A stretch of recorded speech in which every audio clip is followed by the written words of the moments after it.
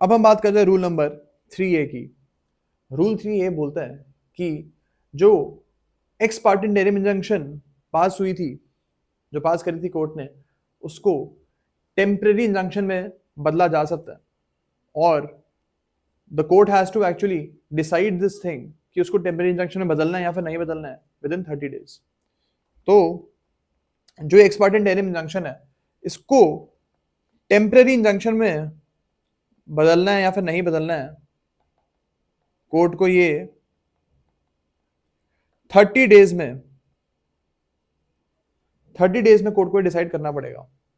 Okay, अगर ये जो एक्सपार्टे टेम्परेरी इंजंक्शन में बदल जाती है, तो इसका ये मतलब होगा कि जो डिफेंडेंट है उसको अपनी बात रखने का मौका मिला है।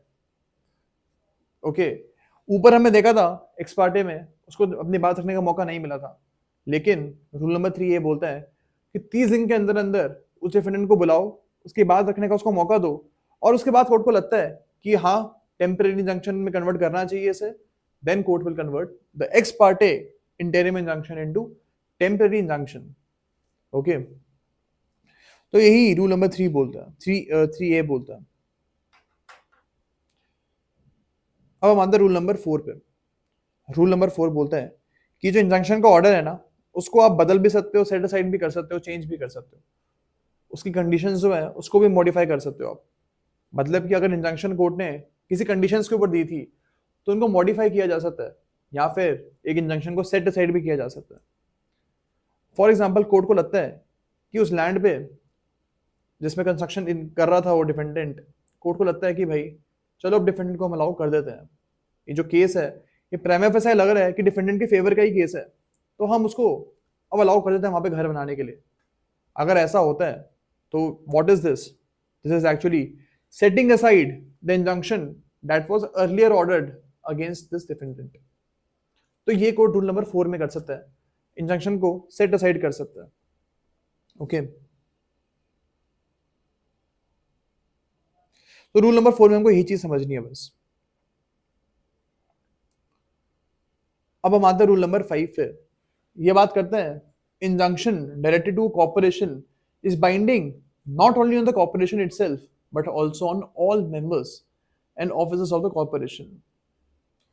यानी कि अगर आप कॉर्पोरेशन के खिलाफ कोई इंजंक्शन ऑर्डर पास करते हो, तो ये माना जाएगा कि वो कॉर्पोरेशन के जितने भी एम्प्लॉयज हैं, जो भी उसके लिए काम कर रहे हैं, प्रिंसिपल एम्प्लॉयज हैं, उनको भी उस इंजंक्शन ऑर्डर को मानना पड़ेगा, and that those persons also have to abide by the injunction orders. तो रूल 5 यही बोलता है। अब हम आते हैं रूल नंबर 6 पे। रूल नंबर 6 पे हम आते हैं, ये बात करते हैं power to order interim sale. Interim sale यानी कि अगर इसका हम एग्जांपल लेते हैं, let's take an example of this. तो यहां से इंटरलॉक्यूटरी ऑर्डर स्टार्ट हो गए हमारे, यानी कि ऐसे ऑर्डर्स जो कोर्ट नॉर्मली मतलब कोर्ट की प्रोसीडिंग्स के बीच में करता रहता है, ऑर्डर्स वो कर सकता है बीच बीच में।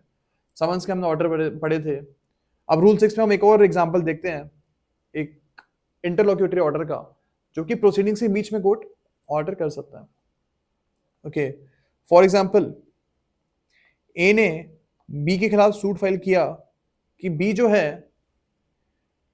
है ये मेरे सेब लेके भाग गया था, मेरे एप्पल्स लेके भाग गया था, कार्टन्स ऑफ एप्पल्स मेरा लेके भाग गया था।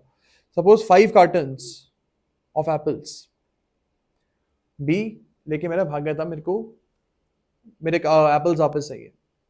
अब जब तक ये सूट डिसाइड होगा तब तक तो ये एप्पल सड़ ही जाएंगे, तो इनकी सेफ कस्टडी में तो उनको रखने का फायदा नहीं है। तो यहाँ पे कोर्ट क्या कर सकता है, एक इंटरलॉक्यूटरी ऑर्डर पास कर सकता है कि जो एप्पल्स है ना, 5 कार्टन ऑफ एप्पल्स, इनको हम बेच देते हैं, इनको हम सेल कर देते हैं, जो भी पैसा मिलेगा वो कोर्ट जमा कर लेगी, और जो भी पार्टी जीतेगी उसको वो पैसा मिल जाएगा। तो ये एक इंटरलॉक्यूटरी ऑर्डर हो गया कि we want to sell these apples right now. अबे सूट खत्म नहीं हुआ है, ये डिसाइड नहीं हुआ कि किसके एप्पल्स थे वो, ये भी डिसाइड नहीं हुआ है, लेकिन बस ये कोर्ट ने किया है कि उन एप्पल्स को बेच दिया और जो प्रोसीड्स है अपने पास रख लिए, और जो भी पार्टी जीतेगी आगे जाके उसको वो पैसे मिल जाएंगे। ओके, तो ये रूल नंबर 6 बोलता है हमारा। रूल नंबर 7 ये बोलता है कि सॉरी कि आप सब्जेक्ट मैटर ऑफ प्रॉपर्टी को प्रिजर्व कराने के ऑर्डर भी दे सकते हो। यानी कि फॉर एग्जांपल प्लेंटिफ कोर्ट में एप्लीकेशन डालता है कि सर डिफेंडेंट जो है वो प्रॉपर्टी को डैमेज कर रहा है, डिस्ट्रक्शन कर रहा है, आपको ऐसा ऑर्डर पास करो सर कि वो प्रिजर्व हो जाए, वो तरीके से डिफेंडेंट उसको रखे। तो अगर कोर्ट यहाँ पे कोई ऐसा ऑर्डर पास कर देता है, फॉर एग्जाम्पल कि कोर्ट बोलेगा कि चलो इस प्रॉपर्टी पे गार्ड बिठा दो, रोज गार्ड आएगा देखेगा कि डिफेंडेंट प्रॉपर्टी को नुकसान तो नहीं पहुंचा रहा है, ऐसा अगर ऑर्डर पास कर देता है कोर्ट, तो वो रूल नंबर 7 में करेगा, because court is actually trying to preserve the property, वो प्रॉपर्टी को प्रिजर्व करना चाह रही है, तो वो जो रूल नंबर 7 में ऑर्डर कर सकती है to preserve that property. Okay, यहाँ पे कोई इंजंक्शन नहीं मिला है, उस डिफेंडेंट को कोर्ट को इंजंक्शन नहीं पास कर रही है, उसको ये कुछ काम करने के लिए या फिर ना करने के लिए कोर्ट नहीं बोल रही है। कोर्ट यहाँ पे सिर्फ एक गार्ड को पॉइंट कर रही है जो कि उस प्रॉपर्टी को प्रिजर्व करेगा। तो this is also an interlocutory order. Okay, ये कोई फाइनल ऑर्डर नहीं है, एक इंटरलोक्यूटरी ऑर्डर है just to preserve the property. जब तक डिसीजन नहीं आता है तब तक प्रॉपर्टी सुरक्षित रहे, उसके लिए ऑर्डर किया गया। अब हम आते हैं रूल नंबर 8 पे। रूल नंबर 8 पे अब हम आते हैं, जस्ट अ सेकेंड।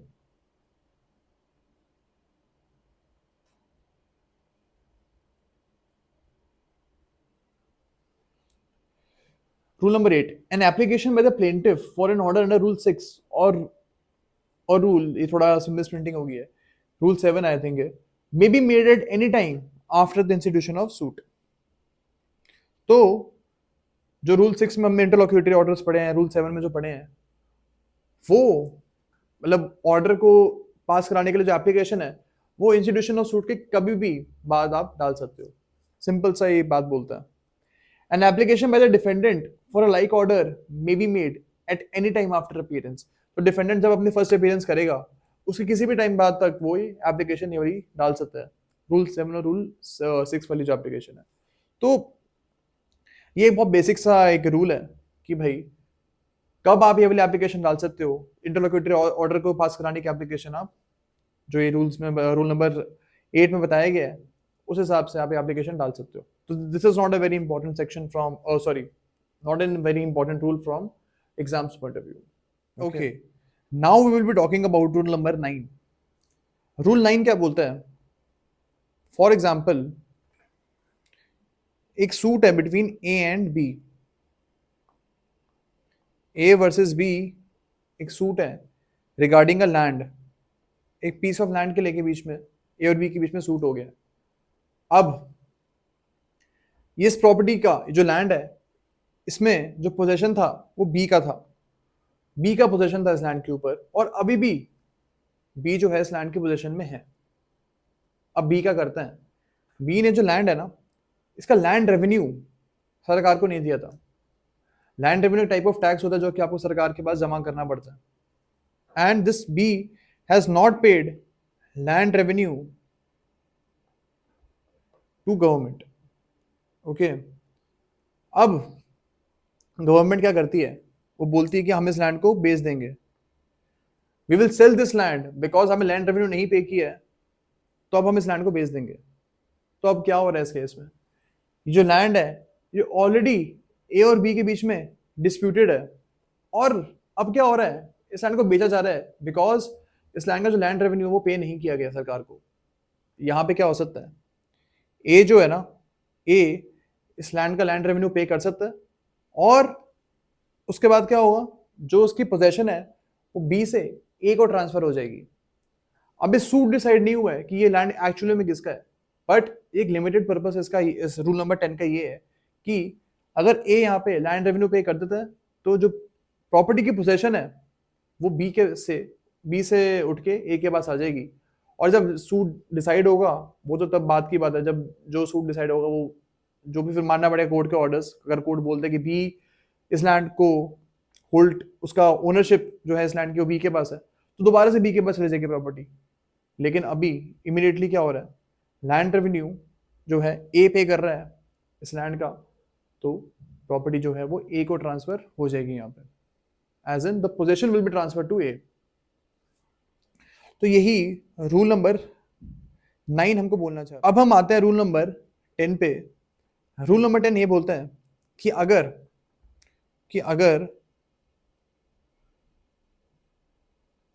सूट हो जाता है between the beneficiary and trustee, A versus B एक सूट है, ए इसमें बेनिफिशियरी ऑफ अ ट्रस्ट है और बी है trustee. You must be aware trust क्या होता है। एक ट्रस्ट कभी कभी लोग कॉन्स्टिट्यूट कर लेते हैं जिसका कुछ बेनिफिट, जिसका एक पर्पस होता है उस ट्रस्ट का, और उस ट्रस्ट को रेगुलेट करने के लिए आप एक ट्रस्टी को अपॉइंट कर देते हो। सपोज एक ऐसा ट्रस्ट बनाया गया था जिसका पर्पस था ए को बेनिफिट पहुंचाना, यानी कि ए को सपोज हर साल 2 लाख रुपए देने हैं, ट्रस्ट ए बोलता है। तो यहाँ पे ए बेनिफिशियरी हो गया, और जो जिस पर्सन को रिस्पॉन्सिबिलिटी दी थी कि आप हर हर साल ए को 2 लाख रुपए दोगे, तो वो ट्रस्टी है, वो ट्रस्टी बी है। बी को यहाँ पे जो है रिस्पॉन्सिबिलिटी मिली थी कि as a trustee you will pay 2 lakh rupees to A every year. अब ए वर्सेस बी सूट हो गया है। ए बोलता है कि बी जो ट्रस्टी है इसने मेरे को 2 लाख रुपए नहीं दिए इस साल के, ओके, ये एक सूट हो चुका है। यहाँ पे अगर बी ये मान जाता है कि जो ट्रस्ट के पैसे उसने नहीं दिए हैं, अगर उसने एडमिट कर दिया है, देन रूल नंबर 10 बोलता है कि बी को जो पैसे हैं वो ए को डिपॉजिट करने पड़ेंगे। या तो ए को कर देगा वो, या फिर वो कोर्ट में डिपॉजिट कर देगा।